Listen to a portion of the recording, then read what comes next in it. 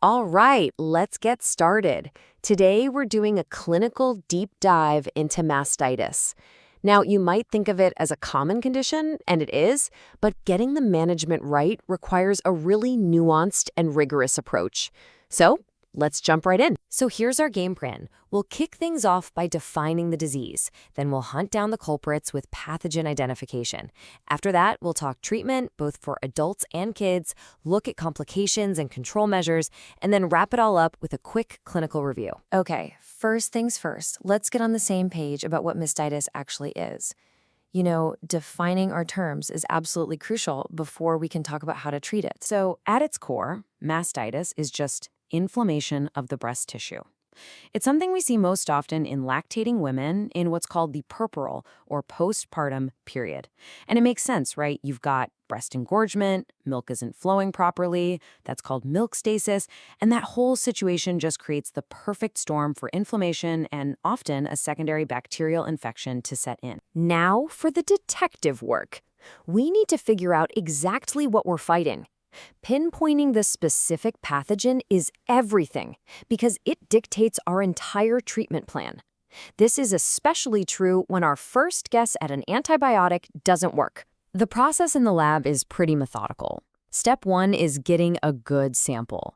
We're talking aerobic and anaerobic cultures, and if we're worried the infection has gone systemic, we'll draw blood cultures too. Then, those samples go for processing, where we use special media to coax any bacteria to grow. And finally, we get to the identification stage, using classic techniques like gram staining or looking under a microscope to see what we've got. And you gotta love the dedication of the folks in the lab. As one anonymous microbiologist put it, I spent all night trying to identify a new bacteria. I needed to know if it was gram-positive or gram-negative because I'm not ambidextrous with my stains. It's a great reminder of the precision that goes into this work. Okay, so who are the usual suspects? As you can see, there's a whole lineup of potential culprits. We've got streptococci, E. coli, anaerobes, but the big one, the one we're really on the lookout for, is Staphylococcus aureus. It's our #1 suspect, and it's the reason we choose the antibiotics we do right off the bat. But here's where it gets really interesting, and frankly, a bit tricky. Look at this chart. In about half of all cases, the cultures come back with nothing. No pathogen found. So what does that mean? Are we chasing ghost bacteria that are just really hard to grow in a lab? Or could it be that a huge chunk of these cases are more about inflammation than a full-blown infection? That's a huge question in the field. So once we have an idea of what we're dealing with, it's time to talk treatment. And this is really a two-pronged attack. It's not just about antibiotics. Supportive care is just as critical. When we suspect a bacterial cause, especially in those postpartum cases, the go-to antibiotic is flucloxacillin. There's a very specific reason for this choice. It's designed to be effective against our main suspect, Staphylococcus aureus, which often produces enzymes that can chew up other penicillins, and the dosing here is key. We're talking 1 gram 4 times a day for 1 to 2 weeks. Now that might sound like a lot, but it's absolutely necessary. We need to hit that infection hard to make sure enough of the drug gets into the breast tissue to wipe out the bacteria completely. Skimp on this and you're risking treatment failure or a nasty abscess. But like I said, pills alone won't cut it. These supportive steps are absolutely non-negotiable. We're talking about basic but crucial things like obsessive hand hygiene and really good wound care. And this is a big one. If an abscess, a collection of pus, has formed, it has to be surgically drained. Antibiotics just can't get inside that walled-off infection to do their job. Okay, let's switch gears a bit and talk about our smallest patients. When you're dealing with neonates and children, the rulebook changes. It's a whole different ballgame. The tricky part here is that we don't have super detailed, specific guidelines for mastitis in kids.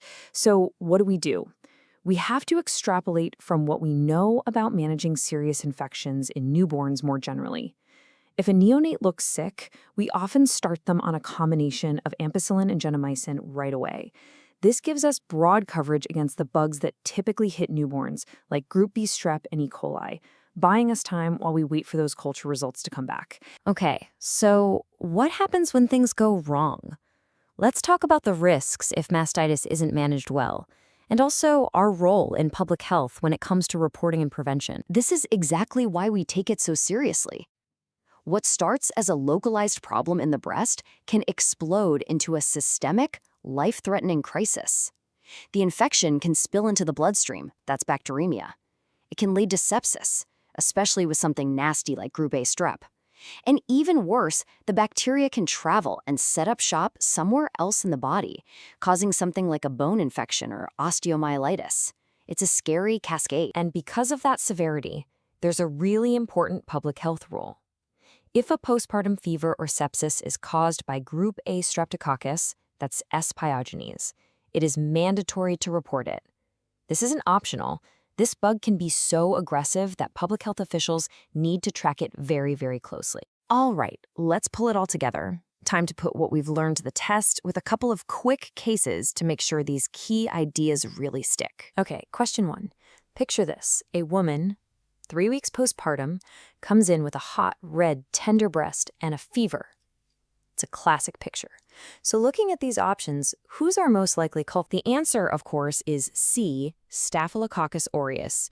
If you remember one thing about the microbiology of mastitis, it's that S. aureus is king. That's what drives our first-line antibiotic choice. And a quick clinical pearl here, if your patient isn't getting better, or if you're in an area with a lot of it, you have to start thinking about MRSA, the methicillin-resistant version. Okay, question 2.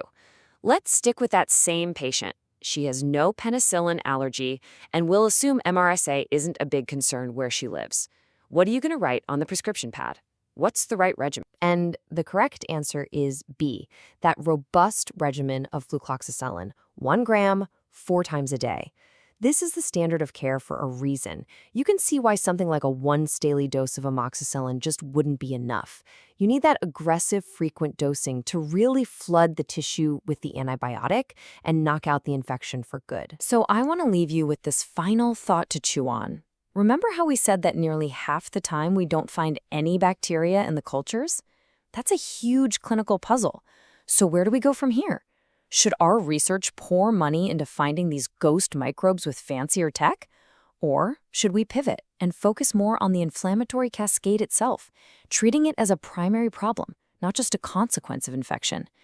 The answer to that is really going to define how we handle mastitis in the future.